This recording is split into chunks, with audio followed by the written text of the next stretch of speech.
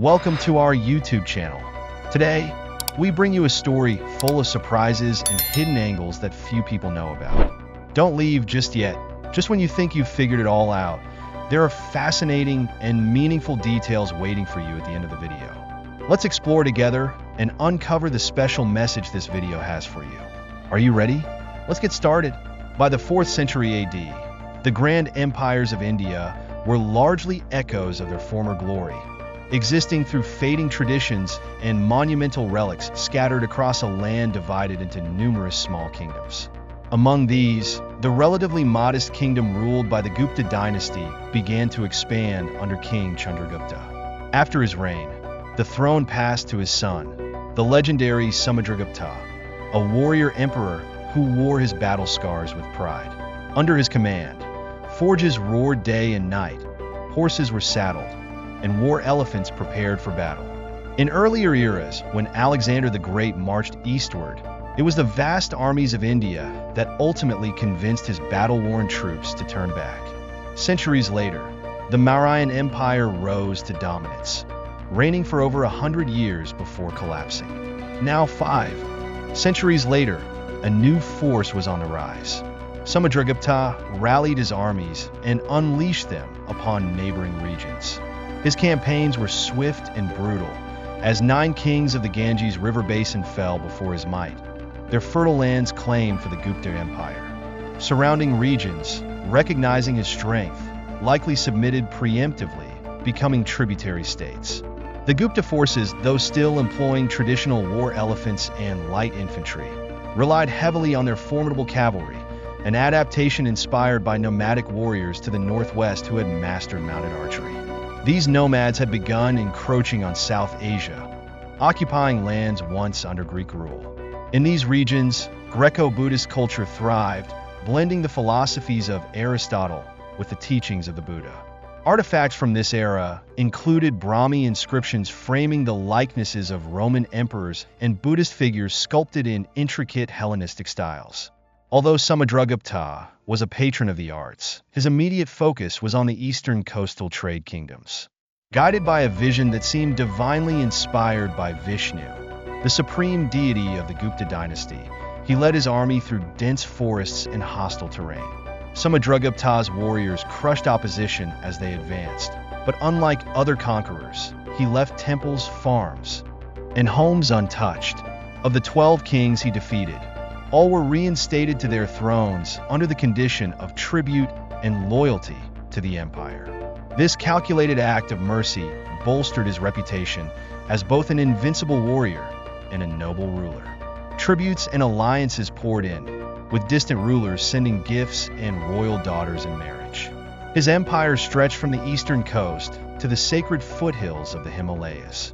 To solidify his dominance, Samudragupta performed the ancient Ashvamedha ritual.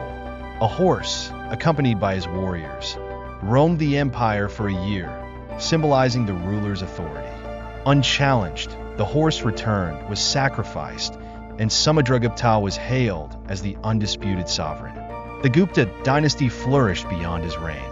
His son, Chandragupta II, carried forward the legacy of conquest, expanding the empire to the western coast where trade thrived. Links between the east and west were long established, as evidenced by an Indian artifact buried in the ashes of Pompeii and the frequent appearance of Roman coins in Indian markets.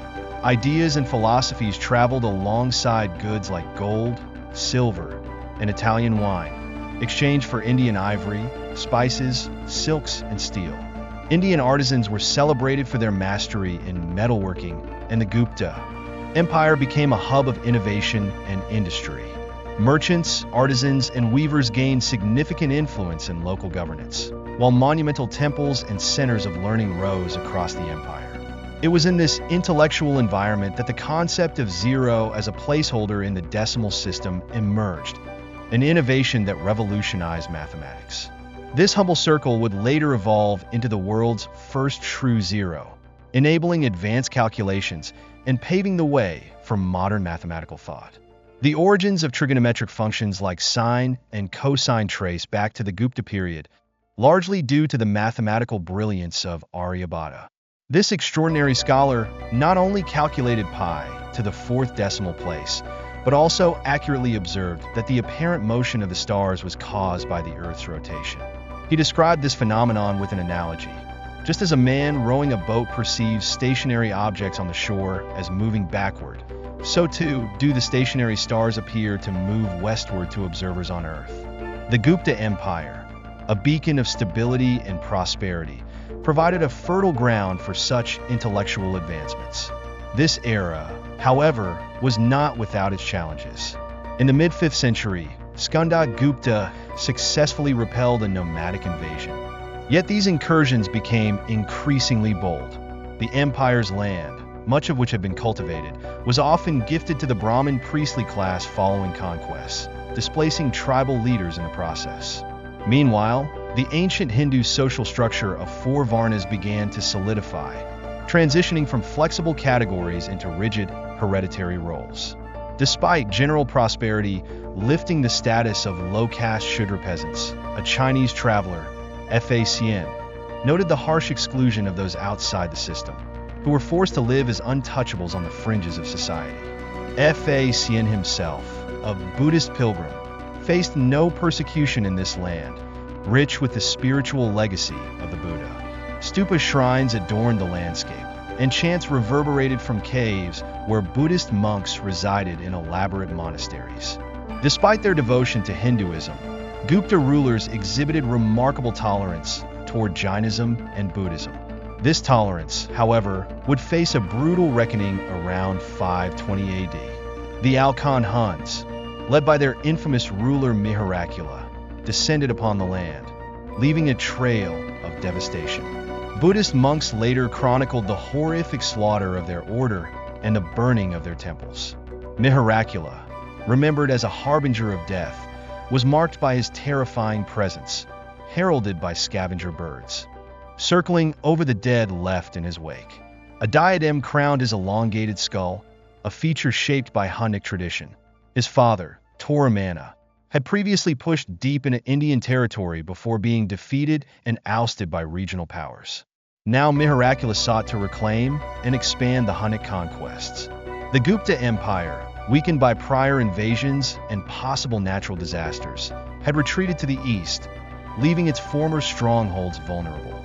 The Huns razed cities and massacred populations, yet their intent went beyond mere destruction. Seeking legitimacy, they issued coins in Gupta towns bearing Mihirakula's image, portraying him as a worshipper of Shiva, the Hindu god of destruction, rather than Vishnu. However, the once mighty Gupta Empire's decentralized governance now empowered regional powers to resist the Hunnic advance. It was an alliance of such regional kings, including King Yashodharman of the Alakara dynasty in central India, that ultimately rose to challenge Mihirakula and his forces, bringing hope to a fractured land. The Huns clashed ferociously with Indian forces, but the determined defenders surged forward to the thunderous roar of war elephants and the metallic clash of armor and blades. Amid the chaos, the will of the invaders shattered as they were cut down, or trampled underfoot.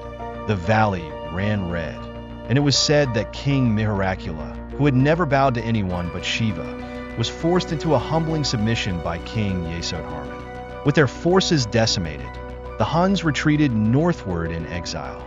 Yet this triumph marked a pivotal shift. The dominance of the Gupta Empire was waning. By the close of the 6th century, the once mighty empire had faded, leaving behind only its twilight legacy. Despite the fall of Gupta political power, its cultural and intellectual achievements endured. The advancements in mathematics and astronomy pioneered during this golden age would later influence the Islamic world and eventually Europe, fueling scientific innovation across centuries. In India, the ruins of Hindu, Jain, and Buddhist temples, some reclaimed by wilderness, stood as silent witnesses to the Gupta Empire's splendor. These sacred monuments, adorned with intricate carvings and stunning art, remained a testament to the prosperity and patronage of that era's elite. Today, the legacy of great artists continues to thrive, not only as a cultural treasure, but as a powerful financial asset. Masterworks, the sponsor of this episode, offers a unique opportunity for anyone to invest in fractional shares of high-value art. During the pandemic, when many investments faced sharp declines, art sales defied expectations, with a 70% year-over-year surge in 2021, followed by a further 13% increase in 2022. According to Bank of America Research and Deloitte, the global art market is projected to grow by $1 trillion by 2026, making it a promising avenue for everyday investors. Thank you for taking the time to watch today's video.